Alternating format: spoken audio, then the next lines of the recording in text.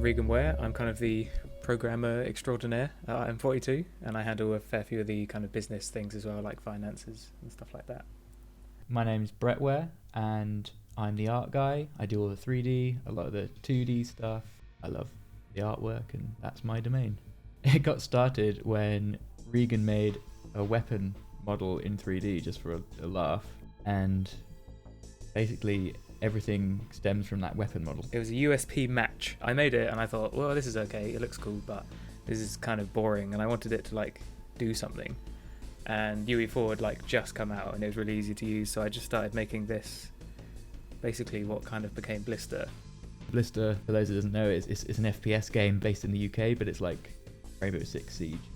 And I just started joining Regan because I'd always loved doing 2D art and I wanted to get into 3D art. I started making a little environment, I started making some characters, and 3 or 4 years later we'd restarted Blister 2 or 3 times because we'd learnt a lot, and that's when we got to a state where we were quite sort of happy with Blister.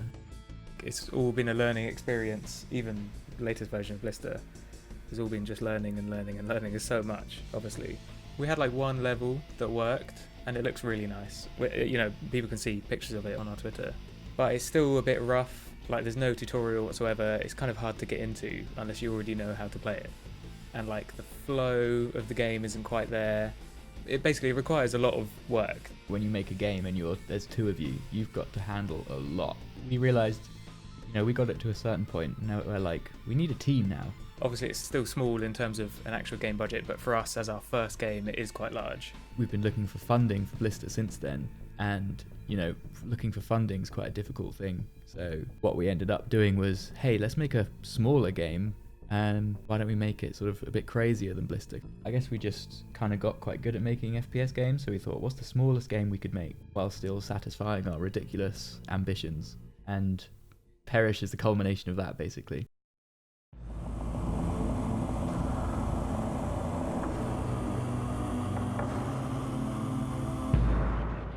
Parish, our new game, it's in a more fantastical, gothic kind of atmospheres.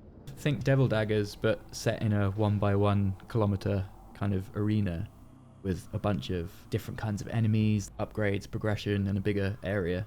There's 5 bosses, and you have to kill all 5 of them in order to get to the end game without dying, so it's kind of roguelike in a way as well.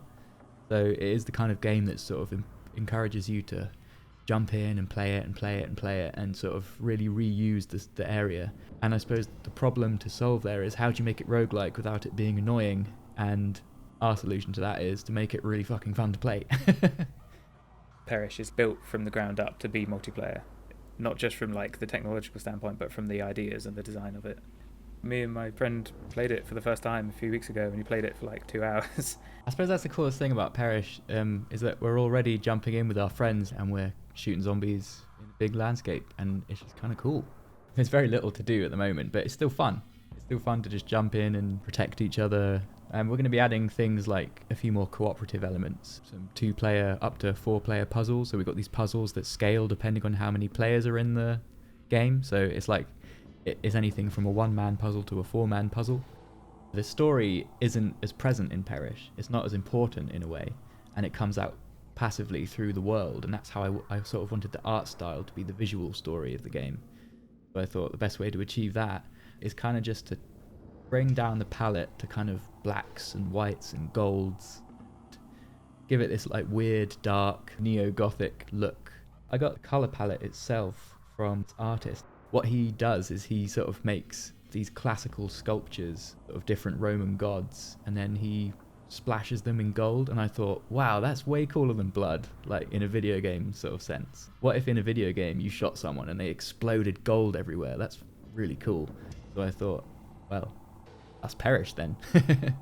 I want Parish to be the sort of game where you don't have to look for it if you don't want to, but there's going to be loads of artifacts everywhere, and you can piece together these artifacts to uncover a story.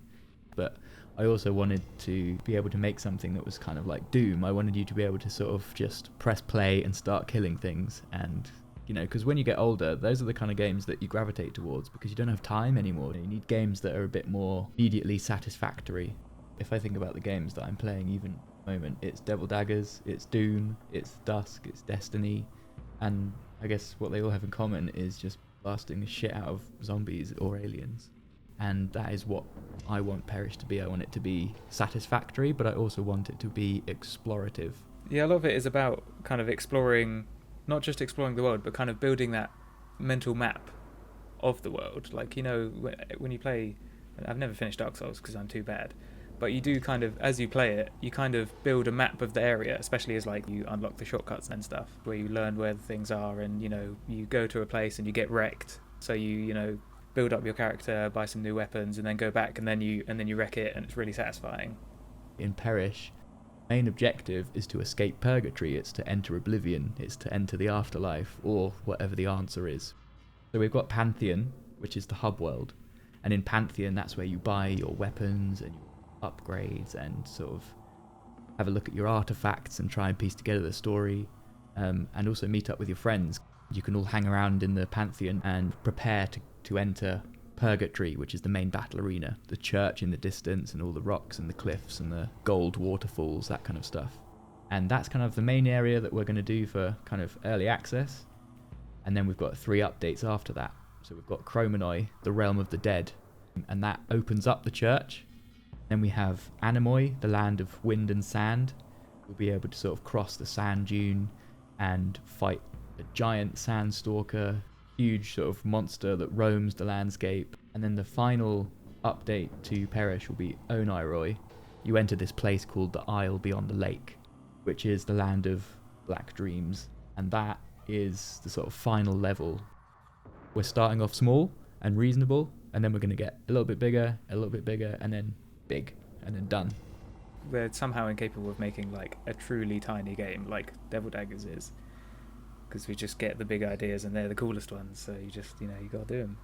You know, when people say, I don't know how the ancient Egyptians could have built the pyramids, it must have been aliens. I'm like, dude, like, get into the mind of a game developer or a content creator, and you will see how they built the pyramids.